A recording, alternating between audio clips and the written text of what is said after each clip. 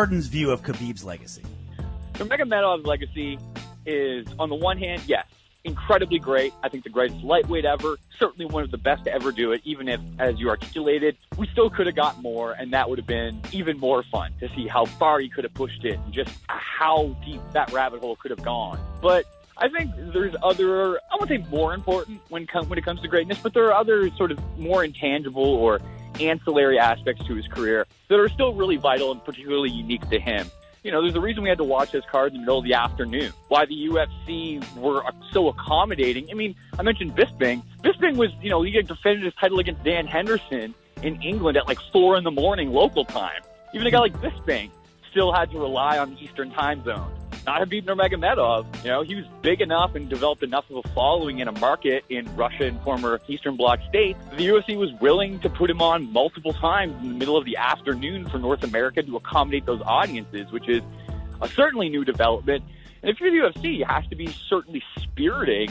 Because, I mean, think back to when they wanted to break into the Russian market initially and were dealing with Fedor Emelianenko and his old handlers with M1 Global. You know, they wanted a cut of the company, and the UFC had to build a new arena for their uses and all of these other things. They got to do it their way and now finally gain a foothold. And with that, not that someone is immediately going to fill that vacuum, but Nurmagomedov opened a gateway for a massive, massive audience in Russia and former Soviet states, and really helped that become a fertile crescent for the UFC. And on top of that, too, just to the idea of MMA as competition and strategy and stuff like that, Nurmagomedov gave us kind of a blueprint for the modern, well-rounded wrestle grinder and pressure fighter that is something that not just for fighters to aspire to and emulate, but I think will naturally, people will look at for years and years and pore over and wonder, how was this guy so great? How did he dominate so thoroughly? And provide a blueprint in that way. So he didn't reinvent the wheel, but even if no one's able to replicate exactly how he fought, gave some technical engineering insights on maybe how to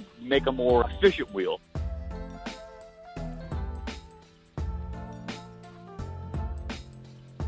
What is the latest on you and Jorge Masvidal? It seemed like that fight might be targeted. What is the latest on that one? Man, it never happens where you get a fight like me and Street Judas Masvidal where there's just this pre-built-in, you know, just you know, pre-built-in promotion. You know, the animosity we had, the ex-friends angle. I mean, the angle of this fight in itself. You've never had a fight that is really this personal. You know, from best friends to enemies who want to kill each other and take that top spot. You know, I know George has been talking all that talk. Oh, I want a rematch. Oh, I want the title. Oh, blah blah blah. There's only one man that's number one in the world right now, and that's me. And if he wants to get back that title, he's got to go through me. So, you know, of course he's being quiet now because now he knows who's ahead of him. He knows he talked recklessly before the media. Oh, I'll beat Colby's ass. I'll do this. Oh, coming in the gym, screaming when coaches are holding him back. Now he knows what's in front of him. Now he knows that if he signs that contract, I'm going to expose him in front of the whole world. His 5 seconds of fame are up. I'm a primetime player, man. I'm not going anywhere. I'm a franchise player. I've been here from the start, and I'll be here till the end. I'm number one. I'm the best in the world, and he knows that. So, of course, he's looking for any way to get out of that fight, but there's no other fight for Jorge Masvidal. The fight is me. That's the only fight he has on the table and that he's going to get. Eventually, Street Judas Masvidal is going to run back to the table in the UFC when he's got to pay those alimony payments, just like Woodley. Woodley was ducking me for so many years, but eventually he had to come back because he had to pay those alimonies. So, you know, George, sooner or later, buddy, I'm going to see you, brother. I know you, both of you guys have been going to quite a lot of the Donald Trump events leading into the election. I'm just wondering, have you guys run into each other at all, or is there going to be a point where you guys will be at the same party or anything once the election goes down? Do you anticipate running into him during this period? You know, guys, I'm still leading by example. You know, there was a reason I was the team captain of my old gym that I was at, you know, and the gym that he still trains at, Jorge Masvidal, we're talking about, the Street Judas. And, you know, it's just so great to lead by example still. This is a guy, George, who used to hate on me for wearing the MAGA hat, saying, oh, that stupid MAGA hat, blah, blah, blah, talking shit about the MAGA movement. And now he knows how much winners they are, and this is the winner's side. He wants to jump on. And, you know, what's great about it is that Joe Biden, Kamala Harris, they want felons to vote. They're looking to get illegal aliens, all the people to vote for them. So, we need to even it out too. That's why we got to get Jorge Masvidal to vote for us, because we need more felons to vote for Republicans, just like 50 Cent. 50 Cent. Sorry to jump in, Cass, but if you do run into him, because I know you told me in Cass that if it doesn't happen in the octagon, it's going to happen in the street. So how hard will it be for you to sort of restrain yourself if you do run into him at some of these upcoming events? Do you think you guys will run into each other? Will you be able to not sort of take it to the event and sort of keep things amicable because it's, a Donald Trump event, I suppose? If you look at my track record, guys, you'll see that I'm the ultimate professional, the ultimate businessman. I have the utmost respect for everybody, and I never cross any lines because, I'm a blue-collar, hard-working American. I'm not going to break the law and do something that's illegal. That's something that Street Judas Masvidal would do. So, you won't see me crossing lines like that, and I never have crossed a line like that before. Everybody knows when I show up at UFC events and everything, I'm on my best behavior. It doesn't matter if it's the worst person in the world that I want to kill, that I want dead, blah, blah, blah. I know how to keep my composure. I can't speak for him, but I can speak for him on the sense that he's not that stupid to try something with me, because if I drop him on his head, then who's going to pay his hospital bills?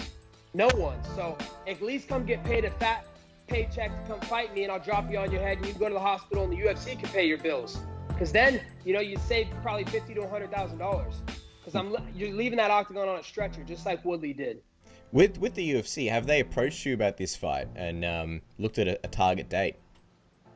Yeah, the UFC has approached me with this fight, and I'm on board. They're just trying to get him on board right now, and there'll be only one reason if this fight doesn't ever happen. It'll be because he's a coward. That BMF shit goes out the window. You're a broke, mediocre fighter. Badass motherfucker, because badass motherfuckers will fight anytime, anywhere, anyone. But you ain't one of those. That's who I am, and if it doesn't happen, it'll just be more excuses from his end. He'll lose a ton of street cred. I know that. He won't be as hard as he thinks he is in the streets. He's nothing more than the pussy. He's nothing more than a bitch. And, the UFC wants this fight for the first quarter of next year. We'll see what happens. If it doesn't happen, there's only one reason why. That's because the coward, Street Judas Masvidal.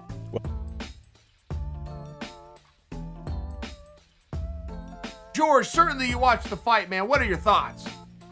It was a masterful performance. I mean, what a great way to finish. I would say a perfect career with a perfect fight. It was amazing.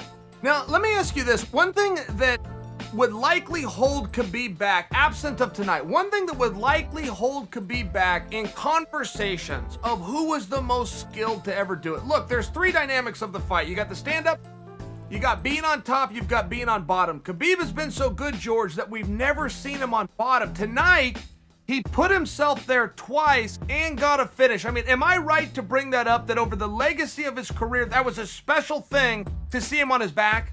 Yeah, it's not because we never saw him fighting from his back that he's not competent and good from his back. I mean, we saw tonight, he did a beautiful transition, and he finished with a triangle choke. It was amazing.